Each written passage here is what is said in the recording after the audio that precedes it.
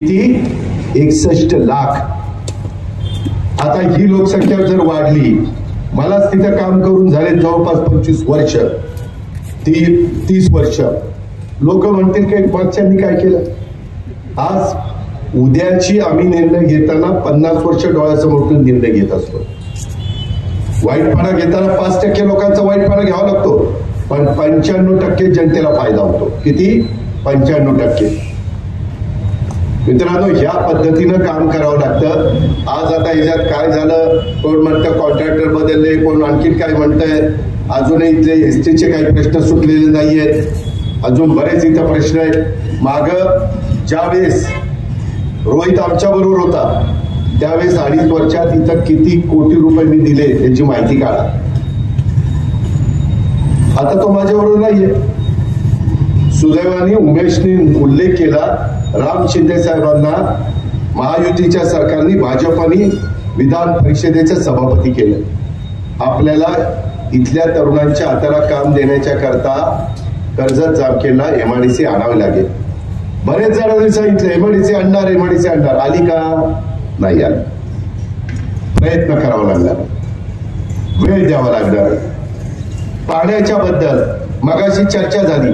आज आम्ही मराठवाड्यामध्ये पलीकडे पश्चिमेकडे पडणारं पाणी आम्ही खाली आणतोय, त्याचा उल्लेख मी बजेटमध्ये त्या ठिकाणी स्पीच मध्ये केला। आपल्याला मराठवाड्यात जायकवाडी असेल, येलदरी असेल, सिद्धेश्वर असेल, माजलगाव असेल, तेरणा असेल, तिथलं मांजरा असेल, ह्या धरणामध्ये पाणी जास्तीचं आणावं लागेल। तशा प्रकारची व्यवस्था आम्ही त्या ठिकाणी करतो। इकडचं पाणी मोठ्या प्रमाणावर पंचगंगेचं, कृष्णेचं, कोयनेचं वाहून जातं, ते पाणी बोगदा काढून आपल्याला इकडच्या भागामध्ये आणावं लागेल आणि उजनीत सोडावं लागेल। पुन्हा पाणी सीमा खोऱ्यातील वाटलं होतं का? बोगद्याने आलं की नाही? मगाशी पण मागण्या सभेने कोणीतरी बोगद्याचा उल्लेख केला। आता तंत्रज्ञान फार पुढे गेले। आजच जम्मू काश्मीरमध्ये सगळ्यात मोठा देशातला बोगदा तिथं तयार झालेला आहे, रेल्वेचा सगळ्यात मोठा। आता आम्ही पुणे मुंबई रस्ता तिथे बोगदा करतोय, अर्धा तास तुमचा वेळ वाचणार आहे। घाटच नाहीये। सिंहगड इन्स्टिट्यूट मध्ये आज शिरायचे बोगद्यात आणि ते खाली खोपडले निघायचे। घाट नाही, कुठेही त्रास नाही, जग असं चाललेलं आहे। आणि त्या रस्त्याने आम्ही देवेंद्रजी एकनाथराव आपल्या राज्याला पुढे नेण्याचा प्रयत्न करतो। काल आम्ही विमान सुरू केलं अमरावतीचं। मी आता बीडचा पालकमंत्री आहे, बीडला मी विमानतळ करतोय। बीडला जामखेडकरांनो इन्क्युबेशन सेंटर आणि इनोव्हेशन सेंटर 200 कोटी रुपयाचं मी मंजूर केलं। 7,000 मुलं मुली शिकतील, कदाचित माझ्या जामखेडची पण तिथं जातील। आर्ट सायन्स कॉमर्सचं शिक्षण देऊन आता चालणार नाही। आता कुठलं शिक्षण दिल्यानंतर माझ्या इथल्या मुलाला मुलीला काम मिळणार आहे हे शिक्षण देण्याची गरज आहे। तशा पद्धतीनं आज आपण टाटाशी टाईप केलंय। टाटा काल पत्र आले, पेपरला बातम्या आल्यात आज कुठल्या तरी वेगवेगळ्या पेपरला की 165 कोटी रुपये ते देणार आहेत आणि 35 कोटी रुपये मी डीपीसी मधून टाकणार आहे। 200 कोटीचा प्रोजेक्ट। मी तिथं थोडीशी कठोर भूमिका घेतली। मी वैयक्तिक माझ्याकरता घेतली नाही, तिथली कामं होण्याच्या करता घेतली। तिथल्या सगळ्या चुकीच्या गोष्टी मी बंद करतो। मी सांगितलं चालणार। सावित्रीबाई फुले, राजमाता जिजाऊ, क्रांतीज्योती सावित्रीबाई फुले, रमाई माता, या सगळ्यांचं आठवण राहिली पाहिजे, त्यांचा इतिहास काढला पाहिजे। त्यांनी कशा बांधल्या गेल्या, त्यांनी पाण्याची सोय कशी केली, मंदिरं कशी उभी केली, या पद्धतीनं ह्या सगळ्या गोष्टी आपण करण्याचा प्रयत्न करतोय।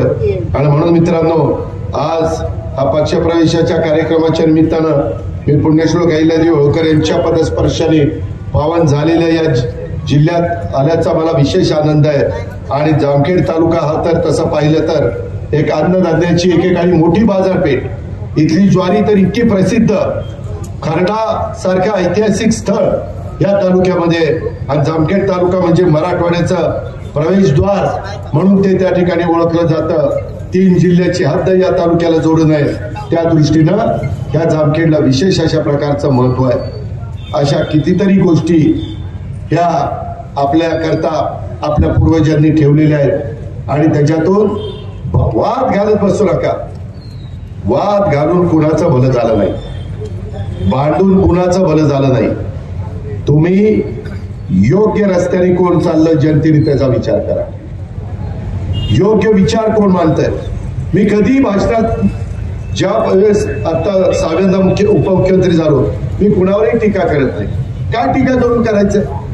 जनतेने आपल्याला 5 वर्षाकरता 238 आमदार आहेत. आपल्याला कधी महाराष्ट्राच्या इतिहासात एवढे आहेत महायुतीचे आमदार निवडून आले. जनतेने जनतेचा ज्या पद्धतीनं आमच्या शमीरभाई असतील, राजेश असेल, अजित असेल, गणेश असेल या सगळ्यांनी पक्षप्रवेश केलाय. तुम्ही काळजी करू नका. आपल्याला सभासद नोंदणी करायची. आपल्याला बेरजेचं राजकारण करायचं.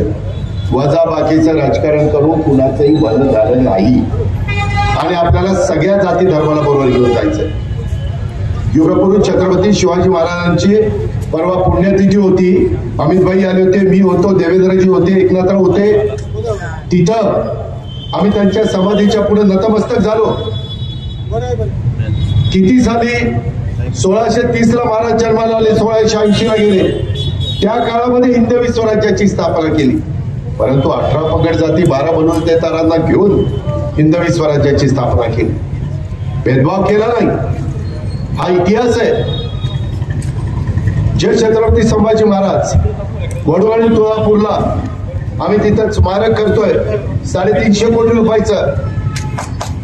त्याच्यामध्ये एकही लढाई न हरणारा राजा जर देशात कोण होऊन गेला तर ते छत्रपती संभाजी महाराज होते.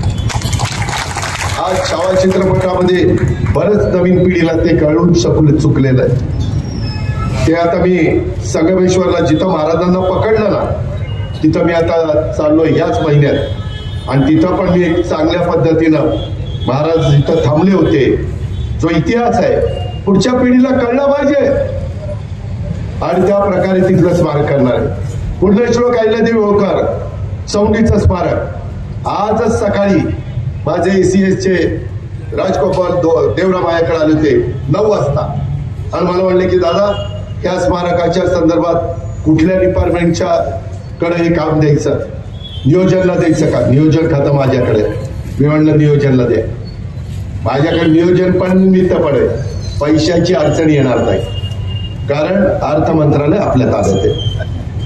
अतिशय देखणं पुण्यश्लोक अहिल्यादेवी होळकरांच्या नावाला साजेसं स्मारक करणार. मी विश्वास राम शिंदे साहेबांशी बोलेल, सगळ्या मान्यवरांशी बोलेल, पण आपल्या सगळ्यांना अभिमान वाटेल अशा पद्धतीनं स्मारक करणार. काम करायचं तर लोकांनी पण नावच घेतलं पाहिजे. अशा पद्धतीनं पुढच्या पिढींना देखील चोख झाला पाहिजे आणि ठरलेलं बिल हे शेतकऱ्याला मिळालं पाहिजे. शेवटी कारखाने तशा पद्धतीचे चालवायचे असतात. आज काय नगर जिल्ह्यातली कारखान्यांची अवस्था मी नावं घेत नाही, नाहीतर लगेच उद्या मला फोन येतील दादा जामखेडच्या भाषणात आमचे कशाला काढलं. अरे तू उद्योग केले म्हणून काढलं.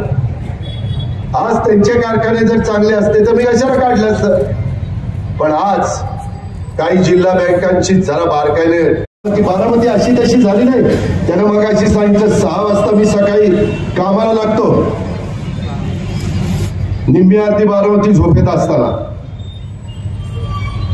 आणि तिथं दिवसभर काम करतो तेव्हा ती बारामती झाली. त्याच्यामध्ये अनेक जण तिथं राबले. आज तुमच्या भागामध्ये शिक्षणाची चांगली सोय झाली पाहिजे. रस्त्याचा उमेशने उदाहरण दिलं, मला ते खपतच नाही. मी आता नॅशनल हायवेला मी वेळ पडली तर उद्या गडकरी साहेबांना फोन करणार. काही जण म्हणतात की इथले व्यापारी म्हणतात एवढा रुंद करू नका. आता खरं खोटं काय माहिती नाही. रस्ता तर चांगला झाला पाहिजे. तुम्हाला किती जामखेडकरांना मला माहिती मला माहित नाही, पण मी ज्या पुणे पिंपरी चिंचवडचं 25 वर्ष नेतृत्व केलं त्या पिंपरी चिंचवडमध्ये पूर्वी जुना पुणे मुंबई रस्ता होता. अवघ्या 3 वाहनं जायची, एक जायला एक यायला, आणि ते म्हणजे 10 मीटरचा रस्ता. आता तिथं 8 पदरी रस्ता झाला. 8 पदरी सर्व्हिस रोड. म्हणजे ह्या पद्धतीनं काम कर. मी वाईटपणा घेतला. काही ठिकाणी माझ्या आमदाराचं घर काढावं लागलं मला. मी त्याला समजून सांगितलं, बाबांनो पुढे ज्या पद्धतीनं लोकसंख्या, मी जामखेडकरांनो, मी आता 91 साली तिथं खासदारकीला उभा होतो, तेव्हा तो माझ्या बारामतीमध्ये सगळी सारखी मला, हा उजवा हा डावा, ही जवळचा ही लांबचा, तसलं नाही. त्या भागातला तो माणूस आहे ना, त्याची अडचण आहे ना दूर झाली पाहिजे, त्याचं म्हणणं योग्य असलं पाहिजे. या पद्धतीनं आपण बारामतीत चालली तिथे जात असतो. पुण्यात महत्वाच्या कामाला भेटी देत असतो. मला काही उद्योग नाही, मला काही वेळ नाही. इमारती आज बारामतीतल्या कशा झालेल्या, लक्ष द्यावं लागतं, जीव ओतून काम करावं लागतंय, तेव्हा काम उभं राहतंय. या गोष्टीचा आपण विचार माझ्या जामखेडकरांनी या निमित्तानं केला पाहिजे. अशा प्रकारची माझी आपल्याला सगळ्यांना विनंती आहे. माझी एवढीच जाता जाता तुम्हाला सगळ्यांना सांगणं आहे, समाजात मेहरबानी करा आणि भेदभाव त्या ठिकाणी असता कामा नये. जात, धर्म, भाषा, प्रांत अशा कारणावरून समाजामध्ये दरी निर्माण करण्याचा प्रयत्न अलीकडच्या काळात देशातल्या काही राज्यामध्ये चालू आहे. परंतु तसा कोणताही प्रयत्न आपल्याला यशस्वी होऊ द्यायचा नाही. आपण कायम शिवशाहू फुले आंबेडकरांच्या विचारधारेनं इथं सामाजिक ऐक्य टिकवलेलं आहे. सर्व समावेशक विकासाच्या मार्गावर आपल्याला पुढे जायचंय, आणि हीच तुमची माझी आपल्या सर्वांची सामूहिक भावना असली पाहिजे. राष्ट्रवादी काँग्रेस पक्ष हा सर्वसामान्य कष्टकरी, शेतकरी, माता भगिनी, तरुणांची तरुणींची काळजी घेणारा पक्ष आहे. सर्व धर्म समभाव, सामाजिक न्याय हेच आमचं धोरण आहे. नव्या महाराष्ट्राचे शिल्पकार स्वर्गीय यशवंतराव चव्हाण साहेबांच्या विचारावर चालणारा हा राष्ट्रवादी काँग्रेस पक्ष आहे. त्यामुळे राष्ट्रवादी काँग्रेस पक्षाने प्रत्येक समाजाला न्याय दिला पाहिजे. सर्व जाती धर्मातील लोकांना समान संधी मिळते का नाही हे पाहिलं पाहिजे.